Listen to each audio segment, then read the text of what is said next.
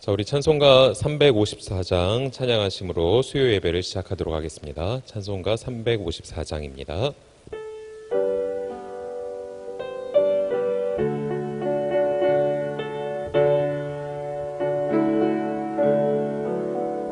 주를 앙모하는 자 올라가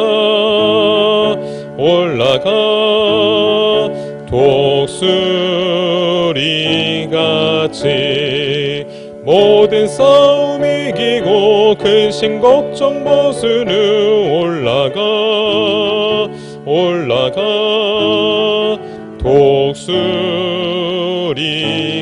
독수리같이 주 앙모하는 자 주 앙모하는 자 주 앙모하는 자 늘 강건하리라. 주를 앙모하는 자 걸어가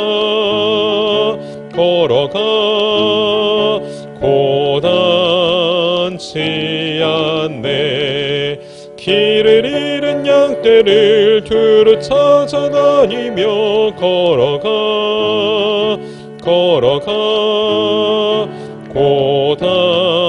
고단치 않네.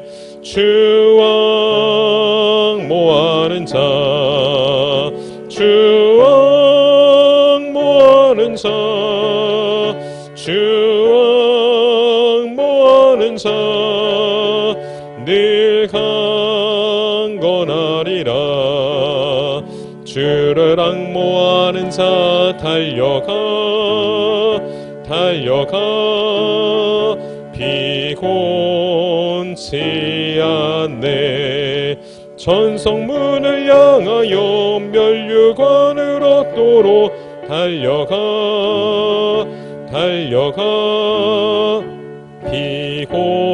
비곤치 않네. 주 앙모하는 자 주 앙모하는 자 주 앙모하는 자 늘 강건하리라. 주를 앙모하는 자 올라가 독수리같이 은혜 안에 뛰놀며 주의 영광 보리라. 올라가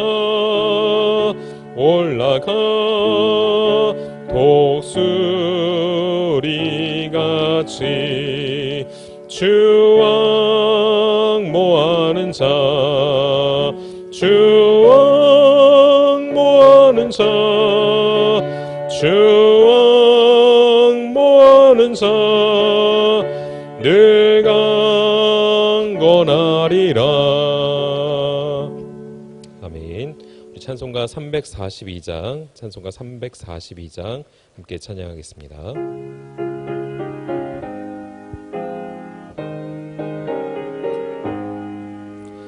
너 시험을 당해 죄 짓지 말고 너 용기를 다해 곧 물리치라. 너 시험을 이겨 새 힘을 얻고 주 예수를 믿어 늘 승리하라. 우리 구주의 힘과 그의 위로를 빌라. 주님 내 편에 서서 항상 도우시리. 내 친구를 삼가 잘 선택하고 너행을 삼가 늘 조심하라. 너 열심을 다해 늘 충성하고 온 정성을 다해 주 봉사하라. 우리 구주의 힘과 그의 위로 위로를 빌라 주님 내 편에 서서 항상 도우시리. 잘 이기는 자는 상 받으리니 너 낙심치 말고 늘 전진하라. 내 구세주 예수 힘 주시리니 주 예수를 믿어 늘 승리하라. 우리 구주의 힘과 그의 위로를 빌라 주님 내 편에 서서 항상 도우시리. 아멘. 우리 이 시간 이다니엘 전사님 나오셔서 기도해 주시겠습니다. 하나님 감사합니다. 오늘도 하나님 앞에서 살아가게 하시고 하나님을 예배하게 하시니 감사드립니다. 하나님, 이 시간 저희의 삶을 되돌아봅니다. 저희는 일주일을 살아가면서 은밀한 많은 죄들을 지어왔습니다.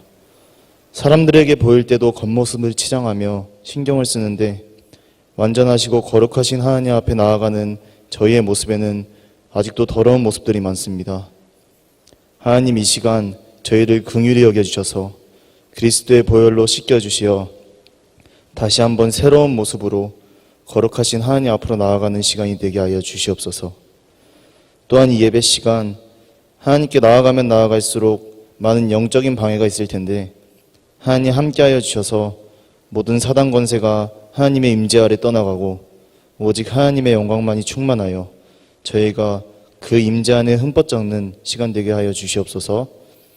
하나님, 코로나로 인하여 많은 어려움 가운데 살아가고 있습니다. 그 중에서도 가장 어려운 것은 저희가 한자리에 모여 예배를 드릴 수 없는 상황입니다. 이러한 상황 가운데 저희가 불평만 하지 않게 하옵시고 이러한 상황일수록 자신이 하나님 앞에 바로 서 있는지 한 번 더 돌아보고 회개하고 돌이켜 거룩하신 하나님 앞에 바로 살아갈 수 있도록 예배자의 삶을 회복하여 주옵소서. 이제 김성원 목사님 하나님의 말씀을 증거할 텐데 그 말씀 가운데 기름 부어주셔서 하나님의 능력이 나타나게 하옵소서. 또한 말씀을 듣는 저희들이 그 말씀에 능력이 있음을 믿게 하옵시고 하나님의 말씀이 저희들의 마음밭 가운데 심겨져 그 말씀으로 인하여 세상을 살아가게 하옵소서. 하나님, 이 시간 저희는 오직 하나님만 영광 받으시기를 원합니다. 하나님 홀로 영광 받아 주옵소서. 존귀하신 예수님의 이름으로 기도드렸습니다. 아멘. 오늘 우리에게 주실 하나님의 말씀은 마태복음 6장 9절에서 13절까지의 말씀입니다. 마태복음 6장 9절에서 13절까지의 말씀입니다. 제가 가지고 있는 성경으로는 신약 8페이지에 있습니다. 마태복음 6장 9절에서 13절 말씀 봉독해 올립니다. 그러므로 너희는 이렇게 기도하라. 하늘에 계신 우리 아버지여, 이름이 거룩히 여김을 받으시오며 나라가 임하시오며 뜻이 하늘에서 이루어진 것 같이 땅에서도 이루어지이다. 오늘 우리에게 일용할 양식을 주시옵고 우리가 우리에게 죄 지은 자를 사하여 준 것 같이 우리 죄를 사하여 주시옵고 우리를 시험에 들게 하지 마시옵고 다만 악에서 구하시옵소서.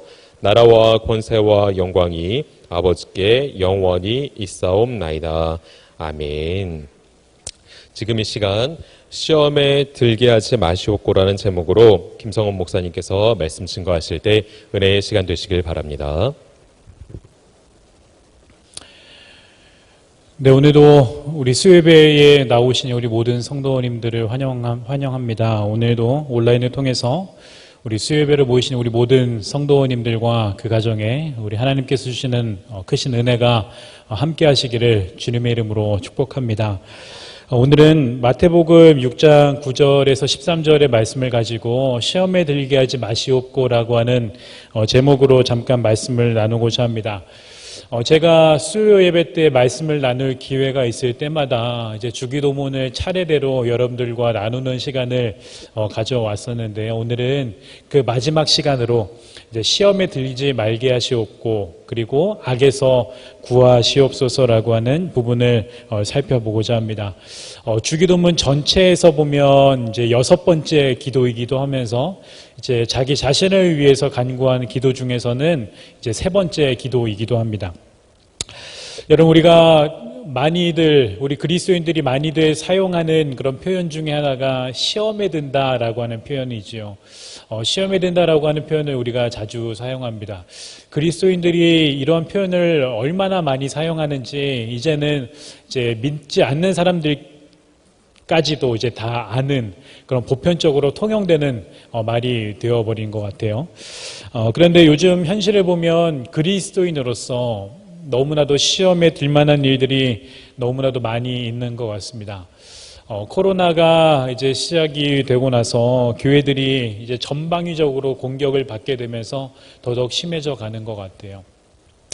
지난 2월부터 이제 코로나가 본격적으로 우리나라에 이제 퍼지게 되면서 그때부터 이제 교회에 대한 비판이나 그 비난이 계속해서 확산되어져 왔었는데 이제 8월 달에 그 광화문에 이제 집회가 이제 열리게 되면서 그래서 교회를 향한 그런 사람들의 그런 비판이 이제 극에 달하게 되는 것을 우리는 경험했습니다. 이때 어떤 사람이 쓴 칼럼의 제목을 보고 저는 너무나도 많이 놀랐었어요. 그때 8월에 나온 칼럼의 제목이 어떤 제목이었냐면 2020년 8월 한국교회는 한국 사회 안에서 이미 사형 선고를 받았다라고 하는 그런 표현이 나오더라고요. 이런 비판들은 개신교를 원래부터 싫어했던 그런 일부 그런 안티 기독교인들만의 그런 비판이 아니라 이제는 전 사회적인 현상이 되어져 버렸습니다. 2020년 7월에 이런 조사가 있었습니다. 여러분 뉴스를 통해서도 여러분 보신 적이 있으실 거예요. 각 종교별로 대국민 인식조사를 했습니다.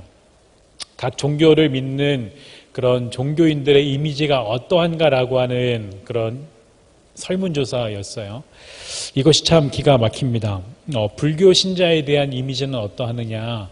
불교 신자에 대한 이미지는 1위는 절제하는 사람들, 그리고 2위는 온화한 사람들, 그리고 3위는 따뜻한 사람들이었어요.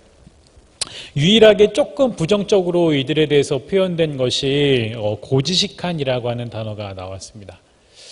반면에 이제 천주교 신자에 대한 이미지는 어떤 이미지였냐? 1위는 온화한 사람들, 그리고 2위는 따뜻한 사람들, 그리고 3위가 윤리적인 사람들이었어요. 이것이 불교와 또 천주교를 향한 사람들의 그런 이미지라고 이제 지난달에 조사 결과가 나왔습니다. 그런데 여러분 개신교 신자에 대한 이미지들은 어떠하냐? 우리 교회 다니는 사람들에 대한 이미지는 어떠한가? 1위는 거리를 두고 싶은 사람들, 가까이 하고 싶지 않은 사람들이라는 거예요. 그리고 두 번째는 이중적인 사람들, 위선적으로 보인다라고 하는 겁니다. 그리고 3위는 사기꾼 같은 사람들. 이것이 많은 사람들이 답변한 그런 내용이었어요. 사실 이게 7월 달에 조사한 결과거든요. 7월 달에 조사한 결과다 보니까 8월에 그런 집회가 있고 그런 일들이 있었던 이후에는 훨씬 더 심해졌을 겁니다. 이런 상황 속에서 때마침 지난주에는 신천지 교인들이 선행을 했다, 사회적인 선행을 했다라고 하는 기사들이 나오더라고요. 그 기사를 보는 사람들이 이렇게 이야기합니다. 차라리 교회 다니는 사람보다 신천지가 낫다. 차라리 신천지가 낫다라고 하는 그런 이야기들을 하더라고요. 여러분, 우리들은 이런 질문 앞에 서 있을 수밖에 없습니다. 우리가 지금까지 그토록 외쳐왔던 진실된 믿음과 정직한 실천은 도대체 무엇인가? 교회 다니는 사람들조차도 시험에 들어서 요즘 이런 상황들이 너무나도 심각해서 교회 다니는 사람들조차도 시험에 들어서 교회를 떠나고 있는 그런 상황 속에 우리는 마주해 있어요. 내부적으로도 이렇게 힘든데 외부적으로는 이런 공격들이 끊임없이 계속되고 있습니다. 내부적으로도 외부적으로도 교회는 엄청난 시험대 위에 우리는 서 있어요. 그렇기 때문에 우리들에게 너무나도 필요한 기도 중에 하나가 바로 이 기도인 것 같습니다. 하나님, 우리를 시험에 들지 말게 해주십시오. 하나님, 연약한 우리를 붙들어 주십시오. 여러분, 어느 때보다 이러한 기도가 필요한 때가 아닌가 싶습니다. 우리를 흔들리지 않게 단단히 붙잡아 주실 수 있는 하나님의 권능과 하나님의 힘이 그 어느 때보다 필요한 때가 아닌가 싶어요. 그렇다면 여러분, 예수님이 가르쳐 주신 이 기도문, 시험에 들게 하지 말아 주십시오. 그리고 악에서 구하시옵소서라고 하는 이 기도문이 무엇인가를 여러분 잠시 살펴보고자 합니다. 우리 주기도문의 마지막은 이렇게 되어 있죠. 시험에 들게 하지 마시옵고 다만 악에서 구하시옵소서. 이런 두 개의 문장으로 나뉘어져 있지만 사실은 하나의 의미를 가지고 있습니다. 그래서 같이 함께 살펴보는 것이 좋은 것 같아요. 특히 여기에서 중요한 단어가 시험이라고 하는 단어입니다. 여러분, 우리가 아까도 말씀드렸지만 시험에 든다, 우리가 시험 받는다라고 하는 의미를 우리가 많이 표현하고 많이 사용하지만 우리가 사용하는 시험이라고 하는 단어는 우리가 포괄적으로 많이 사용하고 있는 것 같아요. 예를 들어서 하나님이 우리를 연단하시거나 하나님이 우리들을 성숙시키기 위해서 우리들에게 시련을 주시거나 우리에게 고난을 주시는 때가 있잖아요. 그것 또한 우리는 시험이라고 하는 단어로 표현을 하기도 하고요. 뿐만 아니라 반대로 우리를 넘어뜨리기 위해서, 우리를 죽이고 우리를 멸하기 위해서 외부적으로 우리들을 유혹하는 것, 그것을 우리는 또한 시험이다라고 그렇게 이야기를 합니다. 그런데 여러분, 예수님께서 이 기도문을 가르쳐 주실 때에 여기에서 사용된 이 시험이라고 하는 단어는 유혹이라고 하는 의미에 훨씬 더 가깝습니다. 하나님이 주시는 시험이 아니라 우리를 공격하는 외부적인 유혹, 구체적으로 말하면 악한 자의 유혹, 사탄의 유혹을 말하고 있는 거예요. 그래서 이 기도문은 여러분 세트인 겁니다. 유혹에 빠지지 않게 하시고 또 악에서 구해 주십시오. 악한 자의 유혹에 들지 않게 하시고 악한 자들에게서 구하시옵소서라고 하는 이 기도문은 하나의 기도문인 거예요. 여러분, 우리 그리스도인들은 늘 항상 이런 유혹 가운데 노출되어서 살아갑니다. 우리가 이것을 인식하면서 살아가느냐 또는 인식하지 못한 채로 그냥 살아가느냐의 차이만 있을 뿐 모든 그리스도인들은 이런 유혹 가운데 노출되어서 살아가고 있어요. 안타까운 것은 무엇이냐면 우리는 평생 이런 유혹 속에서 살아가야 된다라고 하는 겁니다. 예수님께서 이 땅 가운데 다시 오실 때에 모든 상황들이 다 종료가 되고 그때 최종적으로 사탄은 괴멸이 되겠지만 그러나 그 전까지는 우리는 우리를 넘어뜨리려고 하는 그런 유혹들 속에서 우리는 살아가야만 돼요. 이 또한 그런 유혹들 또한 하나님의 허락하신 범위 내에서 일어나고 있는 일들이기 때문입니다. 여러분, 우리는 우리들을 유혹하는 여러 가지 영역들이 있어요. 여러분들은 어떤 유혹들이 있으세요? 여러분, 특별히 리처드 포스터나 존 파이퍼 같은 목사님들, 이런 신학자들은 현대인들에게 가장 강력한 유혹이 무엇인가에 대해서 세 가지로 크게 정리를 합니다. 여러분들도 많이 들어보셨지요. 돈과 성과 권력. 이 세 가지가 현대인들을 넘어뜨리는 가장 치명적이고 강력한 유혹이다라고 정리를 합니다. 실제로 저와 여러분들을 뒤흔드는, 우리의 마음들을 뒤흔드는 모든 유혹들이 대부분 여기에 다 포함되어 있는 것 같아요. 돈? 여러분, 자본주의 사회에서 이 돈이라고 하는 존재는 이미 신적인 존재가 되어버렸습니다.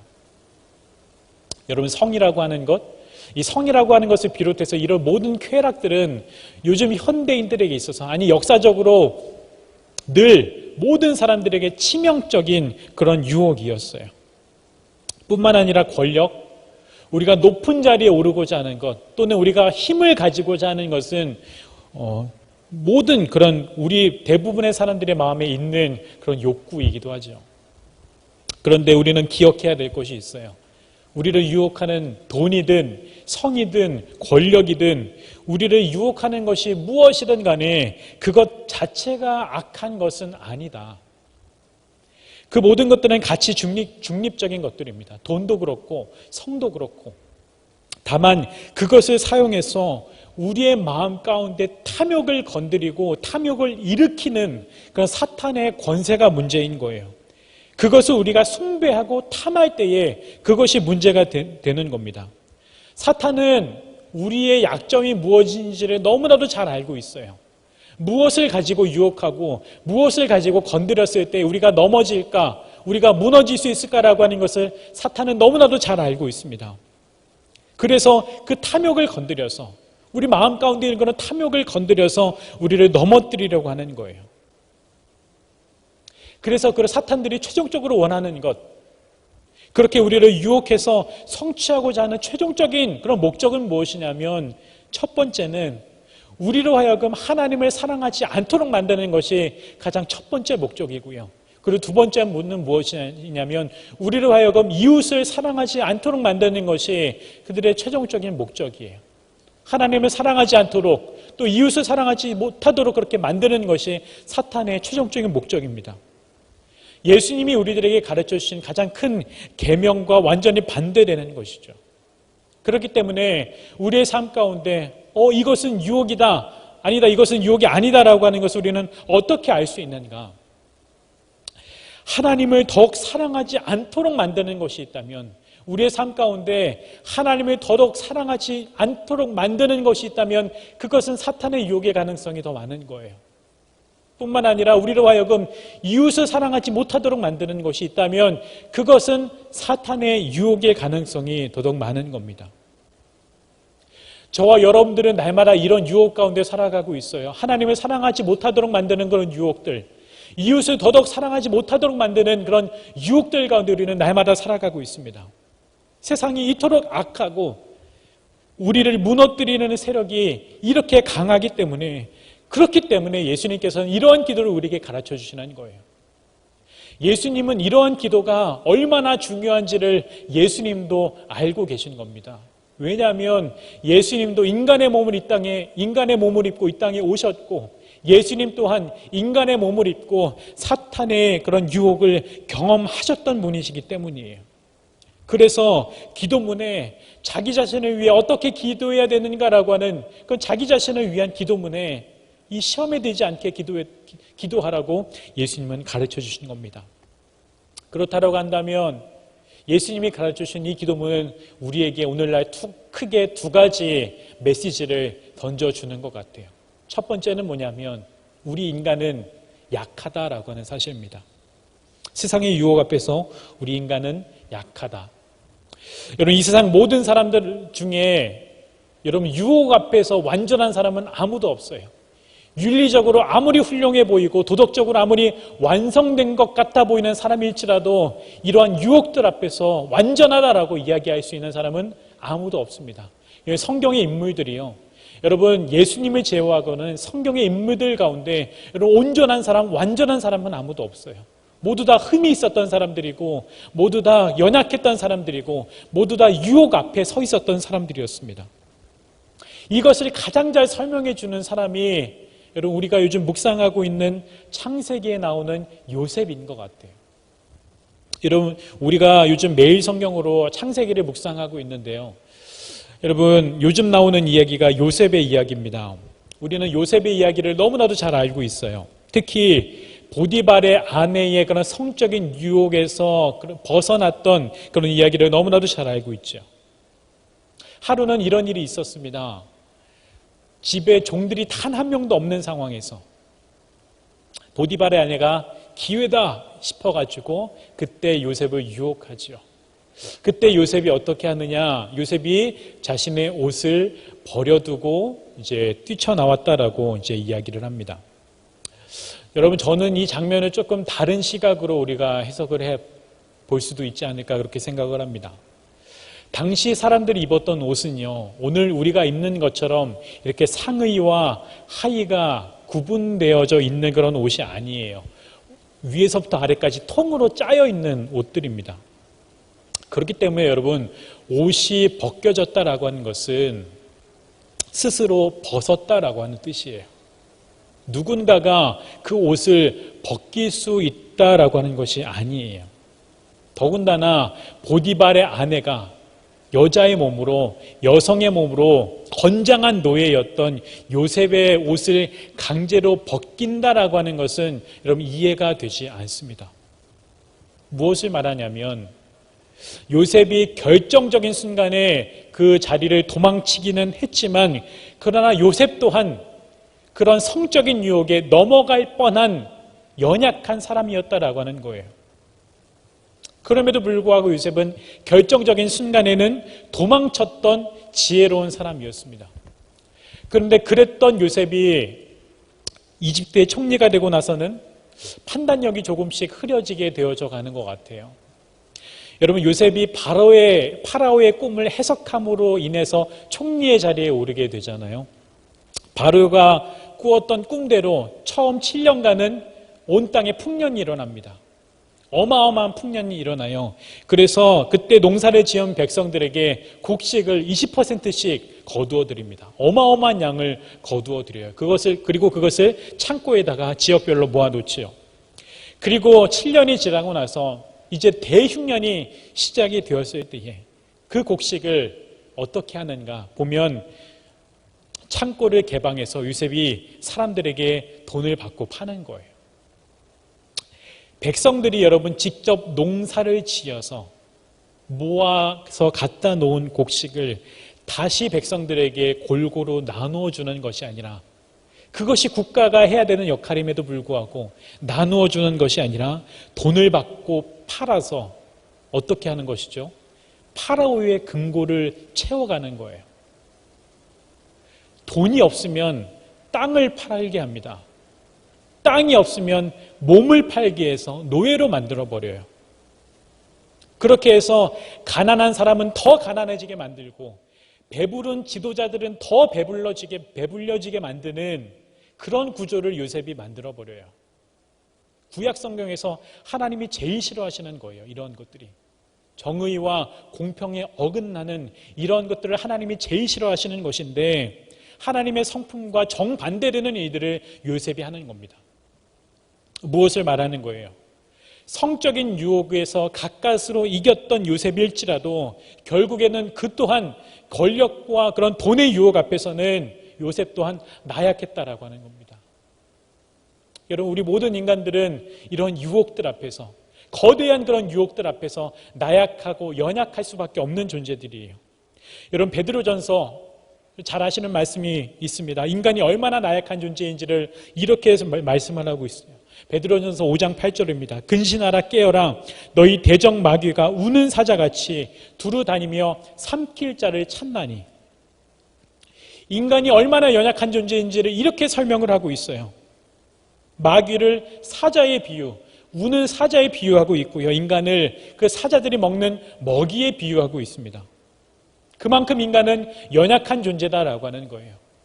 이 말씀은 여러분, 소아시아 교회들이 얼마나 엄청난 고난에, 엄청난 시험의 직면에 있는지를 보여주는 말씀이에요. 시험 들 만한 그런 거리가 너무나도 많이 있는 그런 상황 속에 이 소아시아 교회들이 처해져 있습니다. 마귀가 우는 사자같이 두루다니며 삼킬 자를 찾고 있는 상황 가운데 거하고 있는 거예요. 여러분, 오늘날 우리들도 마찬가지입니다. 저때 당시에 교회들뿐만 아니라 오늘날 우리들도 마찬가지의 상황이에요. 우리는 여전히 수많은 유혹들 가운데서 살아가고 있습니다. 돈과 성과 권력뿐만 아니라 우리는 우리들을 넘어뜨리려고 하는 수많은 유혹들 가운데서 우리는 살아가고 있어요. 시간이 지날수록 더 치명적이게 되고 더 악한 그런 유혹들 속에서 우리는 살아가고 있습니다. 그러한 상황 속에서 우리의 믿음을 지켜가기가 더더욱 어려운 세상을 우리는 살아가고 있어요.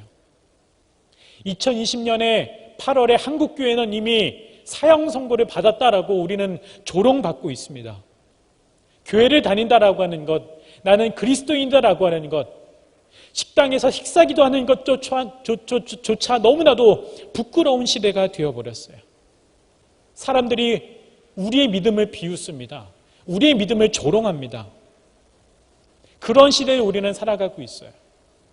우리는 이러한 시대를 살아가면서 이 모든 거대한 시험들, 우리를 넘어뜨리려고 하는 이 모든 거대한 유혹들을 막아낼 힘이 없는 우리는 연약한 존재들이다라고 하는 거예요.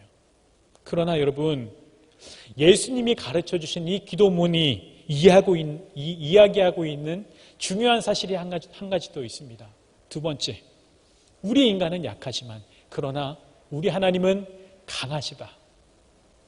우리는 약하지만 우리 하나님은 강하시다라고 하는 것을 이 기도문이 이야기해 주고 있습니다. 시험에 들게 하지 말아 주십시오. 악에서 구원해 주십시오라고 기도를 가르쳐 주셨다라고 하는 것은 무엇을 의미하는 것이냐? 우리가 기도할 때에 하나님은 우리를 시험에 들게 하지 않을 수 있도록 우리를 도우시는 그런 힘이 있으신 분이시다라고 하는 것을 이 기도문이 이야기해 주고 있습니다. 뿐만 아니라 하나님은 우리를 악에서 구원하실 수 있는 강한 권능을 가지시는 분이시다라고 하는 것을 이 기도문이 우리에게 가르쳐 주고 있는 거예요. 우리 하나님, 바로 그 하나님, 엘샤다이, 전능하신 그 권능의 하나님, 그 하나님을 의지할 때에 유혹을 이길 수 있는 힘이 우리에게 생겨나는 것이죠. 예수님이 이 땅에 오신 이유, 우리 예수님께서 이 땅에 오신 이유가 바로 여기에 있어요. 요한일서가 이렇게 이야기합니다. 하나님의 아들이 나타나신 것은 마귀의 일을 멸하려 하심이라. 예수님이 이 땅에 오신 이유가 여러 가지가 있을 수 있겠지만 그러나 특별히 요한일서에서는 이렇게 이야기합니다. 예수님은 마귀의 일을 멸하기 위해 오셨다. 예수님은 마귀를 쳐부수기 위해서 오셨다. 예수님의 십자가와 그분의 부활로 말미암아 사탄의 세력들은 완전히 제압되었고 이제 그들은 최종적인 심판을 앞두고 있어요. 예수님께서 이 땅에 다시 오실 때 그들은 최종적인 심판을 받고 괴멸될 것입니다. 그렇기 때문에 우리를 유혹하는 그런 어둠의 세력을 이길 수 있는 힘은 어디에서 오는가? 우리에게서 나오는 것이 아니라 바로 하나님으로부터 온다는 것입니다. 우리가 그 권능 있으신 하나님을 의지하고 우리 하나님과 친밀한 관계 속에 거할 때에 우리는 그 강하신 하나님을 통해서 시험을, 유혹을 이길 수 있는 힘이 생기는 거예요. 여러분, 에베소서는 이 이야기를, 이 말씀을 정확하게 우리에게 전해주고 있습니다. 에베소서 말씀을 여러분 6장 10절에서 13절 말씀을 세 번역으로 읽어드리도록 하겠습니다. 끝으로 말합니다. 여러분은 주님 안에서 그분의 힘찬 능력으로 굳세게 되십시오.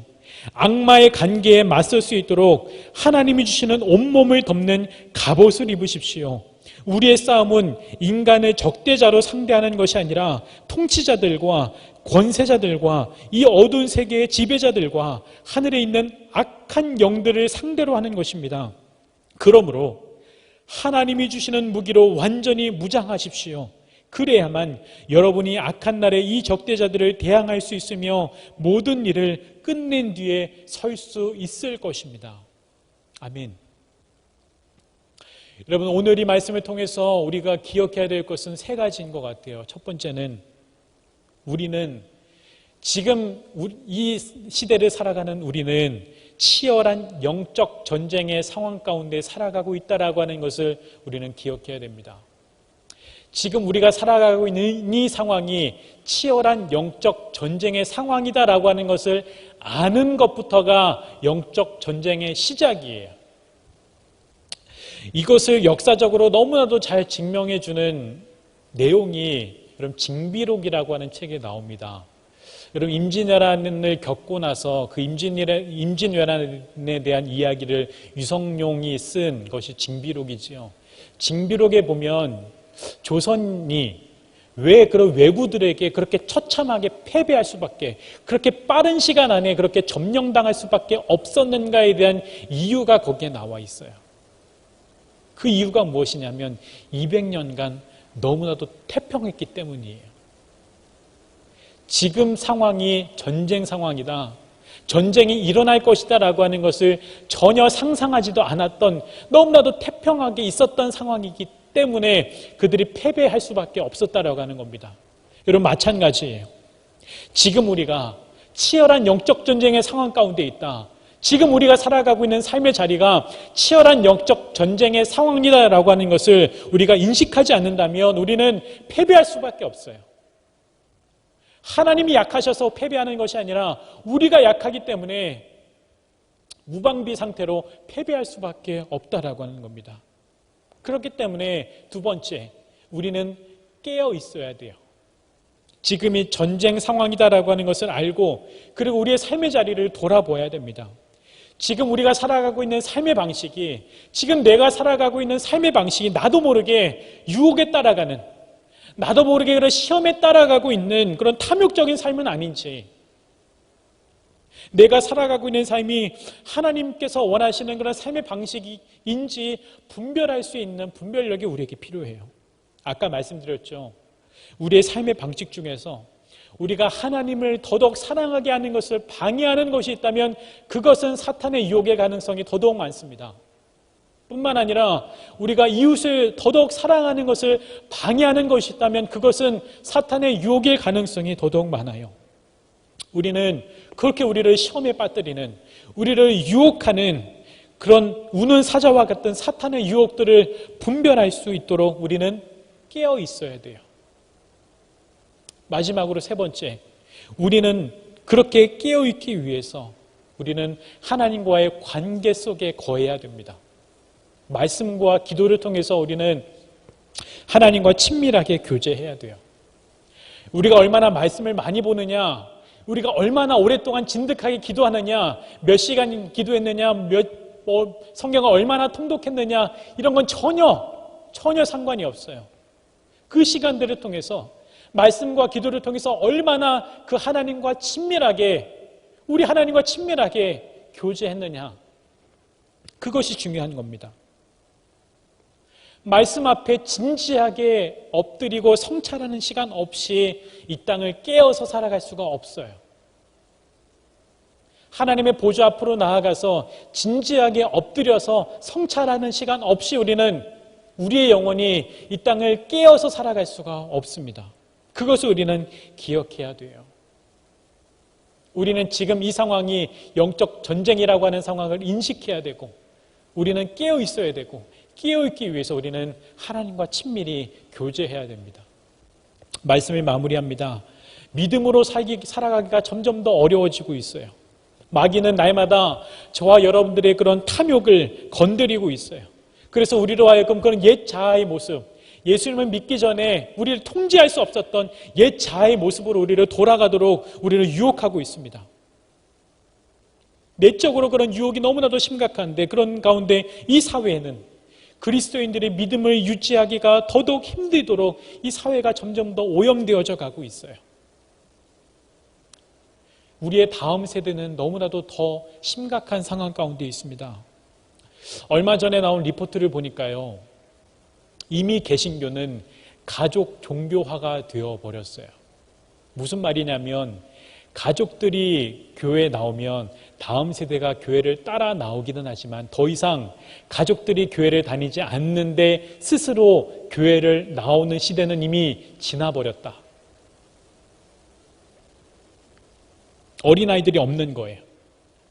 가족들이 같이 교회에 나올지라도 같이 나와주는 척은 하겠지만 그러나 그 아이들 중에서도 가족들과 같이 교회 나오는 아이들 중에서도 정말로 믿음 있는 아이들을 찾아보기가 쉽지가 않습니다. 내적으로도 그렇고 외적으로도 그렇고 너무나도 심각한 시험과 유혹에 우리는 처해져 있어요. 그렇기 때문에 여러분 기도하셔야 됩니다. 예수님께서 가르쳐 주신 이 기도대로 우리는 이렇게 기도해야 됩니다. 먼저는 저와 여러분들이 우리 자신이 시험에 들지 않도록 기도하셔야 돼요. 우리는 연약하지만 그러나 우리 하나님은 강하시기에 그 하나님께서 주시는 그 권능으로 우리의 탐욕을 절제하고 깨어 있으면서 시험을 이기도록 우리는 기도해야 돼요. 그리고 여러분의 가정을 위해서도 특별히 우리의 다음 세대를 위해서도 여러분 기도해 주셔야 됩니다. 우리의 자녀들이 시험에 들지 않도록 기도해 주셔야 돼요. 우리 청년들이 시험에 들지 않도록 여러분 기도해 주셔야 됩니다. 우리 아이들이 다음 세대들이 믿음의 세대로 견고하게 세워져 갈 수 있도록 여러분 기도해 주셔야 돼요. 왜? 우리를 시험에 들게 하지 마시옵고 우리를 악에서 구하시옵소서라고 주님께서는 기도를 가르쳐 주셨어요. 나를 시험에 들게 하지 마시옵소서가 아니라 우리를 시험에 들게 하지 마시옵고라고 기도하라고 가르쳐 주셨어요. 나가 아니라 우리이기 때문입니다. 우리를 위해서, 나뿐만 아니라 우리 아이들을 위해서, 우리 가정을 위해서, 우리 자녀들을 위해서, 우리 다음 세대를 위해서도 여러분 그렇게 기도해 주셔야 됩니다. 여러분 날마다 우리에게 주어지는 그런 시험들, 우리에게 주어지는 그런 유혹들을 이기고 어제보다 오늘, 그리고 오늘보다 내일 더더욱 성숙해져가는, 그렇게 하나님을 더 사랑해져가고 더 그렇게 이웃을 더 사랑해가는 그런 믿음의 성도님들 되시기를 주님의 이름으로 기원합니다. 함께 기도하겠습니다. 하늘에 계신 우리 아버지 되시는 하나님, 지금 우리가 살아가고 있는 삶의 자리가 치열한 영적 전쟁터임을 알고 우리를 무너뜨리려고 발악하는 악한 이들이 있다는 것을 깨달을 수 있도록 우리에게 분별력을 허락하여 주시옵소서. 그래서 우리가 깨어있게 하시고 우리가 얼마나 연약한 존재인지 깨달을 뿐 아니라 우리 하나님 얼마나 크고 강하신 분이신지를 아는 지혜를 허락하여 주시옵소서. 날마다 말씀과 기도로 하나님과의 관계 속에 거하게 하시고 하나님께서 주시는 능력과 권능으로 악한 자의 유혹을 이겨내며 우리의 탐욕을 절제하며 이기는 삶이 되게 하여 주시옵소서. 우리 주 예수님, 우리에게 귀한 기도를 가르쳐 주심에 감사합니다. 그 기도대로 우리가 기도할 수 있게 하시고 그 기도대로 우리가 살아가게 하여 주시옵소서. 우리에게 귀한 기도를 가르쳐 주신 우리 주님께 감사를 드리며 살아계신 예수 그리스도의 이름으로 기도드립니다. 아멘. 광고 말씀드리겠습니다. 주보를 잘 참고해 주시되 지금 코로나19가 많이 안정으로 가긴 하지만 아직 2단계 때문에 아마 9월 20일까지도 저희가 예배드리는 것이 올리는 것이 어렵지 않을까 생각이 들고요. 또 그 이상이 될 수도 있을 것 같아요. 하지만 어떤 상황이든 하나님 의지하시면서 같이 서로 위해 기도하고 특별히 25일까지 있게 될 41일의 기도에 최선을 다해 함께 참여해 주시면 좋을 것 같고요. 생각나시는 어려운 분들을 위해서도 함께 계속 기도해 주시면 좋겠습니다. 또 추석을 맞아서 주변에 어려운 분들이 계시면 우리 신방 전원에게 말씀해 주시면 교회에서 작지만 함께 할 수 있는 분들은 함께 하시도록 하겠습니다. 이상입니다. 자, 우리 찬송가 191장 찬양하시고 축도하심으로 우리 예배를 마치도록 하겠습니다. 찬송가 191장입니다.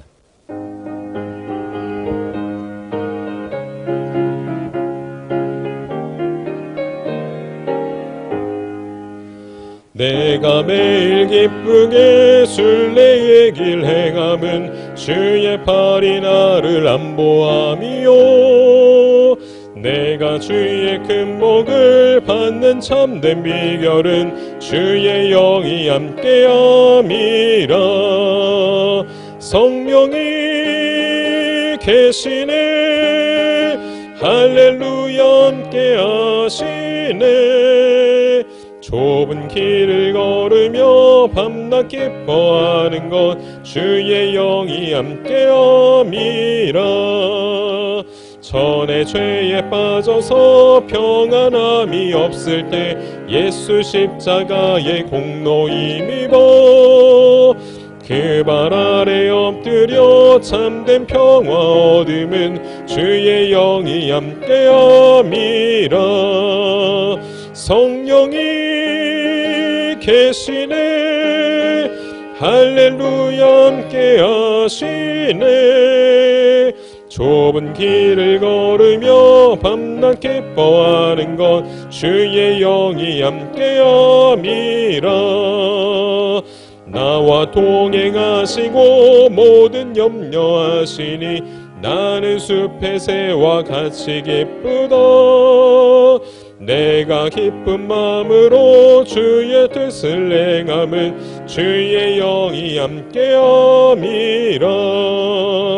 성령이 계시네 할렐루야 함께하시네.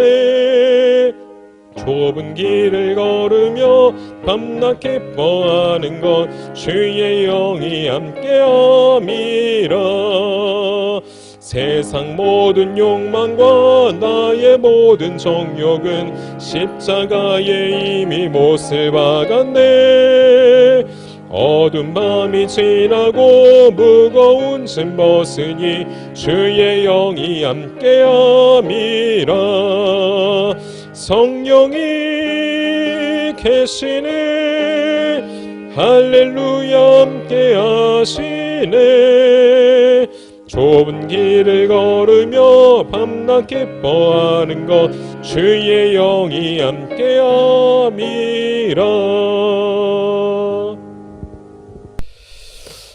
하나님, 오늘도 귀하신 목사님 통해서 시험에 들지 않고 깨어서 특별히 하나님의 통치를 인정하며 주기도문의 그 내용대로 살아갈 소망을 주시니 감사합니다. 예배 오르신 모든 분들의 심령 속에 정말 주님만을 바라보고 내 자신이 중심이 되는 욕심에 이끌리지 않고 시험에 들지 않고 깨어서 하나님의 통치를 인정하며 하나님께 영광 돌리는 모두가 되도록 한 분 한 분을 붙잡아 주시옵소서. 이제는 우리를 사랑하사 우리 죄를 위하여 십자가에 달려 죽으시고 부활하사 영원히 우리와 함께 하시는 임마누엘 예수 그리스도의 놀라우신 십자가의 은혜와 우리를 사랑하는 이를 포기치 않으셔서 하나밖에 없는 아들을 주신 아빠 하나님의 무한하신 사랑과 우리의 힘과 소망과 위로와 능력이 되셔서 우리로 시험에 들지 않도록 깨어있도록 또 이끄시는 성령님의 감화감동 위로 역사하심이 우리 예배 참여하신 귀하신 성도님들과 속하신 가정하신 일들 가운데 우리 수색재단과 이나라 민족 가운데 함께 하시길 간절히 축원하옵나이다. 아멘.